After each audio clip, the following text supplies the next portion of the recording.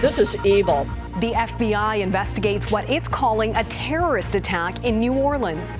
This man was trying to run over as many people as he possibly could. The Army vet accused of the murderous rampage, the suspicions he didn't act alone, and a city on alert this Wednesday night.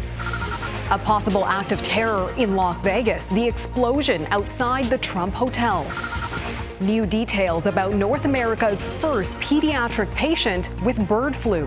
What's known about the BC teenager and her recovery.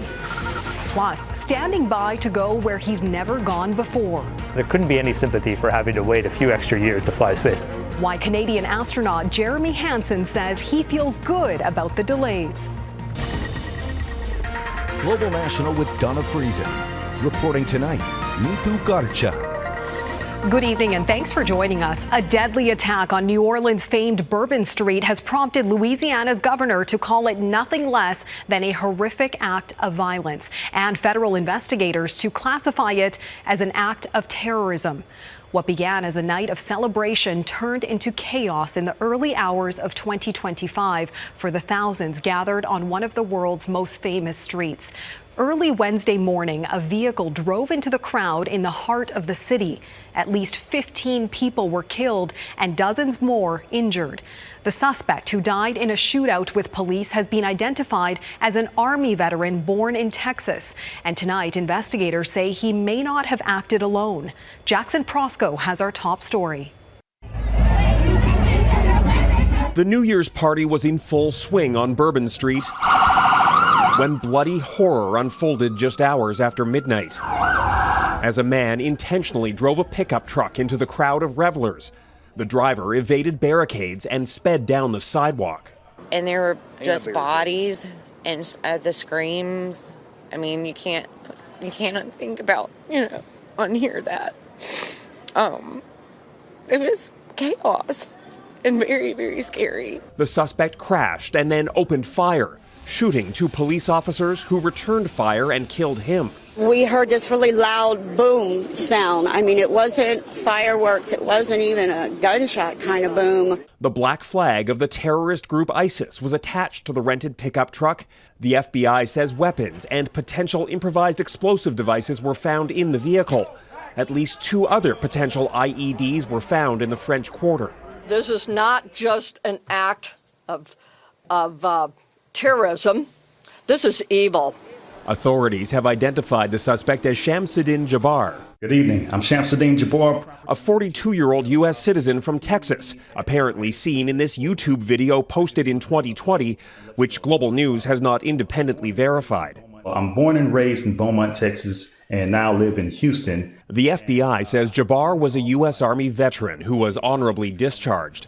Alarmingly, investigators believe he did not act alone. We do not believe that Jabbar was solely responsible. We are aggressively running down every lead, including those of his known associates. In 2017, movable bollards were installed along Bourbon Street to prevent a vehicle-based terror attack.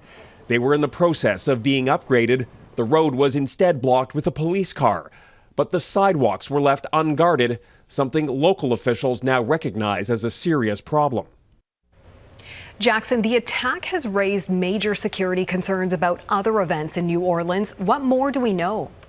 Well, a major college football game, the Sugar Bowl, was set to take place today, but has since been postponed until at least tomorrow over security fears. And police are now promising that there will be enhanced protections when the game finally does go ahead. There's obviously now a lot more concern about February's Super Bowl as well, which is also supposed to take place in New Orleans before 70,000 fans at the Superdome. Neetu? All right, Jackson Proskow in Washington. Thanks, Jackson.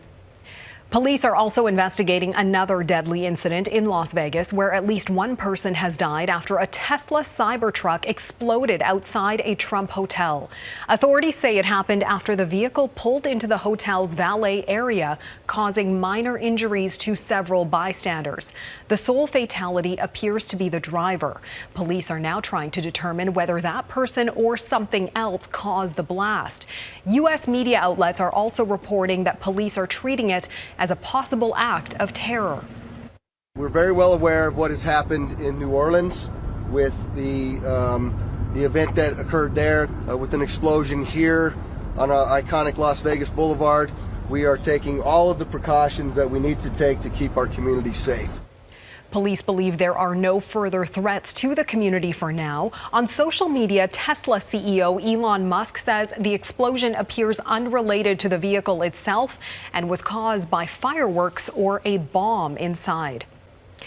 In federal politics, 2025 is starting off much like 2024 ended for Prime Minister Justin Trudeau, with confirmation more Liberal MPs want him to step down. As the new year begins, time is of the essence for Trudeau's government, which is confronting several critical issues. Heidi Petracek reports. 2025 is just around the corner, and that means that we're almost in an election year. In this pre-New Year's message, Prime Minister Justin Trudeau made an optimistic pitch to Canadian voters, but whether he'll even lead the next federal Liberal campaign is still a big question. The last day of 2024 brought news the Quebec Liberal caucus now also wants him to step down, the same conclusion reached by the Ontario and Atlantic caucuses just before Christmas. Those are the major planks of the Liberal foundation. And if that's the case, it becomes really difficult to see how he can keep going, but he can. The next sitting of the House is scheduled to start January 27th. The PM could face a non-confidence vote soon after.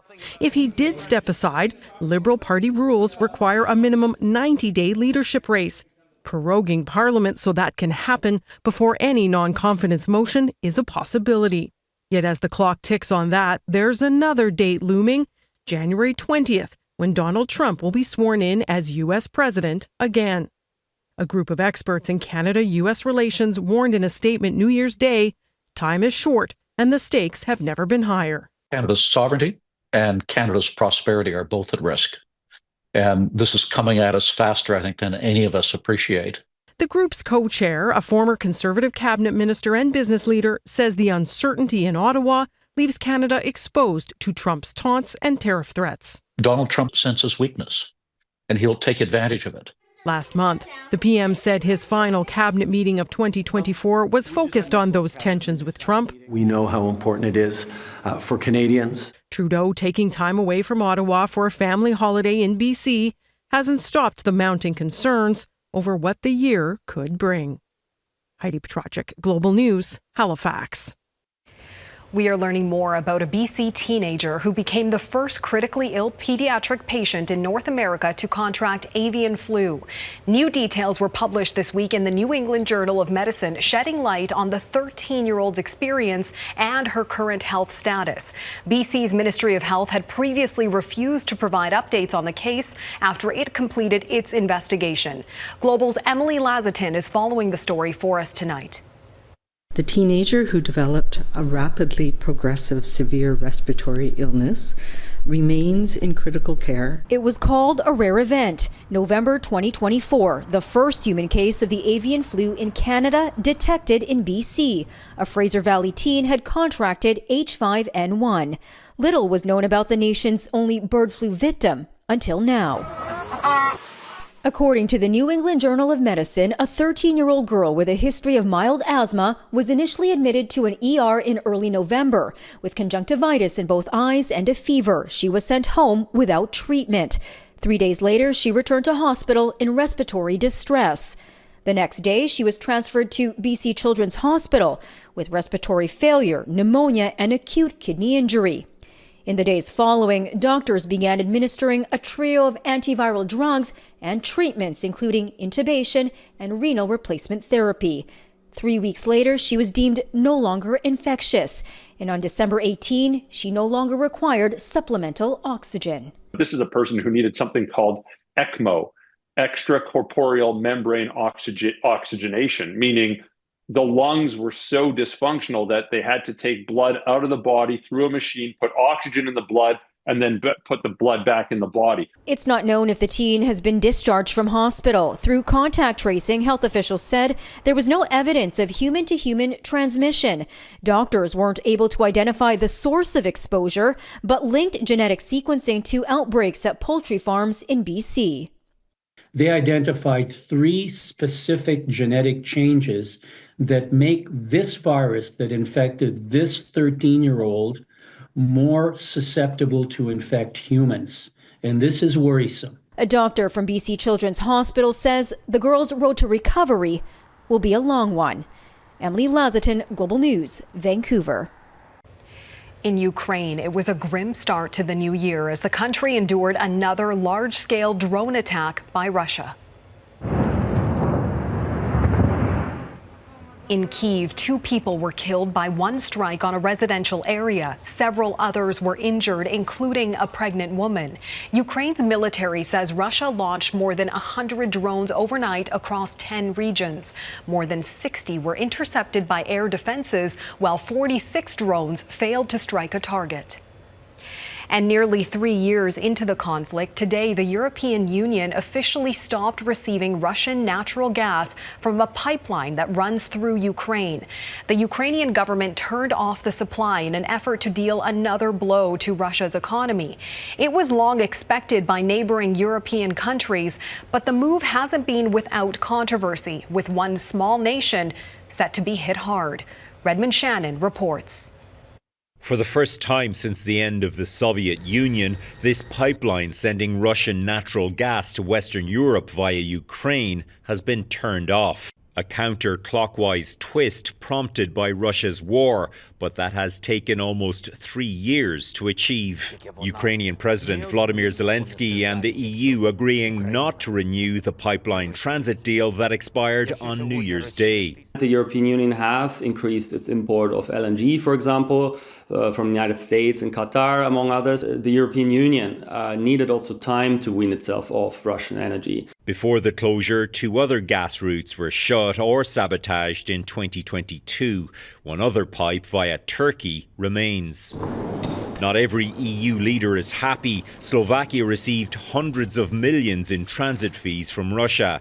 Prime Minister Robert Fico controversially met with Vladimir Putin just last month. He called the shutdown a selfish move by larger European nations. Zelensky responded referring to the hysteria of some European politicians who prefer mafia schemes with Moscow.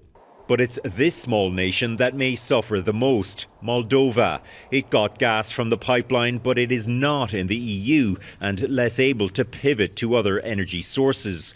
It recently re-elected a pro-European president despite alleged Russian election interference.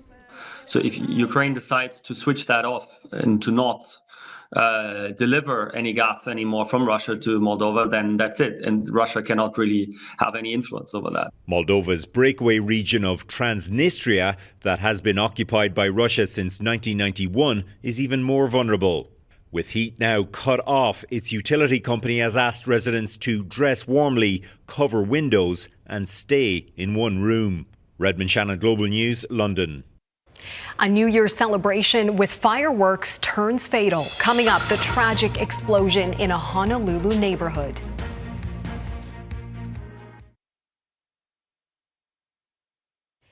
Investigators have finished extracting data from one of 2 black boxes from the Jeju airplane that crashed in South Korea. The data from the cockpit voice recorder will now be converted into an audio file for analysis. The flight data recorder lost a crucial connector and will be sent to the U.S. for further investigation. 179 people died after the plane crash-landed without its wheels deployed on Sunday. It's hoped the black boxes will provide crucial information about the moments leading up to the tragedy. In Southeast Europe, police in Montenegro are searching for a gunman who killed at least 10 people. The suspect opened fire inside a restaurant. Local TV reports say he had been in a fight at the venue, then returned with a gun. A government minister says the bar owner and his family members are among the dead, as well as the shooter's family members. Montenegro is home to just over 600,000 people and is known for its gun culture. The suspect has not been arrested. The German government is condemning a series of violent incidents on New Year's Eve that resulted in at least 5 deaths and dozens of injuries across the country. In Berlin, first responders are said to have been targeted with fireworks while attending to more than 1,800 calls overnight. The pyrotechnics are also being blamed for the deaths and injuries, along with several major fires. Police say 400 arrests were made in Berlin alone. New Year's celebrations also took a deadly turn in Hawaii. Authorities near Honolulu say at least 4 people were killed in a massive explosion that appears to have been caused by illegal fireworks. At least 20 others are hospitalized, many of them in critical condition with missing limbs. Neighbors say fireworks were being set off before one large blast outside a home. Puerto Rico in the dark again. Ahead, what's behind the island's frequent power outages and why there's no easy solution.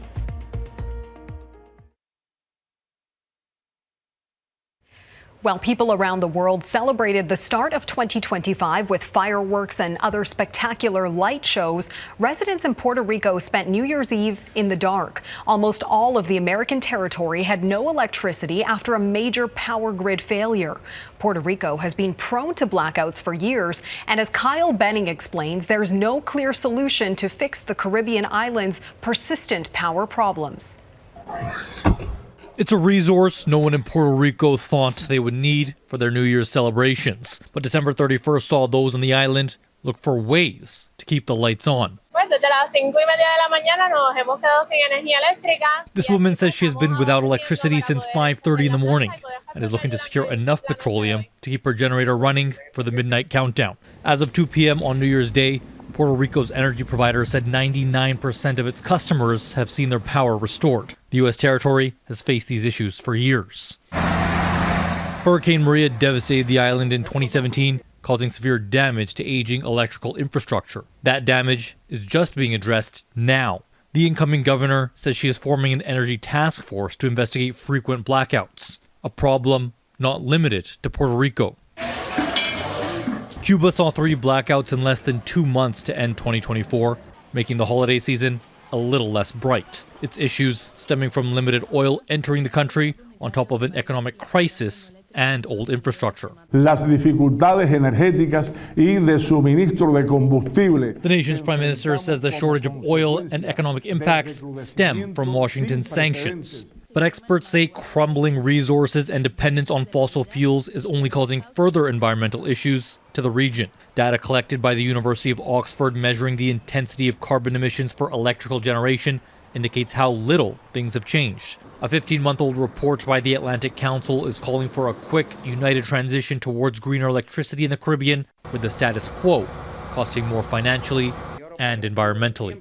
Kyle Benning, Global News, Toronto. Canada's Jeremy Hansen says he doesn't feel like an astronaut yet. Find out why as our Mike Armstrong sits down with him next.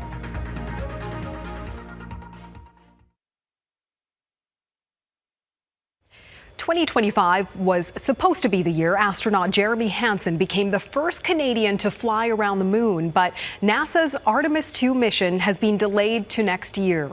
Mike Armstrong recently sat down with Hansen to discuss what he's learned while waiting to make history for Canada. I'm Jeremy Hansen. I'm a mission specialist. Things haven't quite worked out the way he expected. When Jeremy Hansen joined the Canadian Space Agency, he thought he'd get a trip to space within 5 or 6 years. Well, he's now at 14 and counting. I don't even feel like an astronaut, really, because I haven't been to space. Yeah, I definitely have done this. You say that? You don't feel like you've done all the... I mean, I get it. They call me an astronaut, but I feel like I'll be an astronaut when I get back from a space mission. You know, and I'm being a little bit facetious, but you know, there is an element to that for sure. Now, the mission that will finally get Hansen to space has had multiple delays. Earlier this month, NASA pushed back the Artemis II launch from 2025 to 2026. What makes waiting easier, Hansen says, is that he's able to remind himself that he still has his dream job. He also has help remembering. When you meet people constantly who would love to have your job, there couldn't be any sympathy for having to wait a few extra years to fly space. I mean, I get to go to space. As Hansen and his crewmates wait, they prepare and practice over and over, right down to rehearsing saying goodbye to their families pre-launch and taking the elevator up to the ramp to board without a waiting rocket on the launch pad.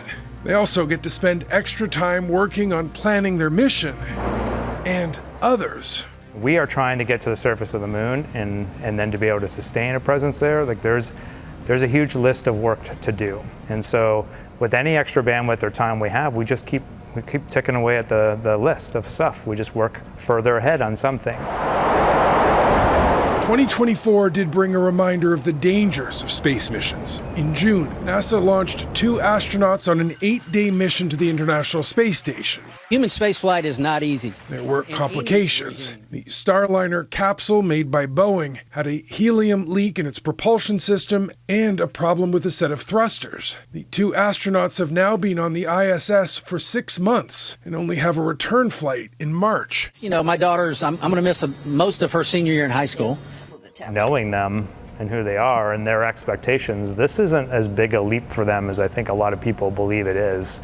You know, it's just a change in their perspective. They were expecting one thing, now it's going to be a bit different, but there are pros and cons both ways. And those 2 people I know are leaning into the pros. PMA 2. Now, Hansen says delays or extended stays actually make him feel better about the danger. Both cost money and time and mean setbacks, but it also means NASA has the leadership to make difficult decisions, and he'll get there eventually. Mike Armstrong, Global News, St. Hubert, Quebec. We'll see what the new year has in store for Hansen and NASA. That is Global National for this Wednesday. Tonight's Your Canada is a New Year's Day tradition. Dozens took part in the polar plunge in White Rock, BC by either wearing fun costumes or stripping down to their swimsuits to brave frigid waters. Thanks for watching and Happy New Year. See you tomorrow. Have a great night.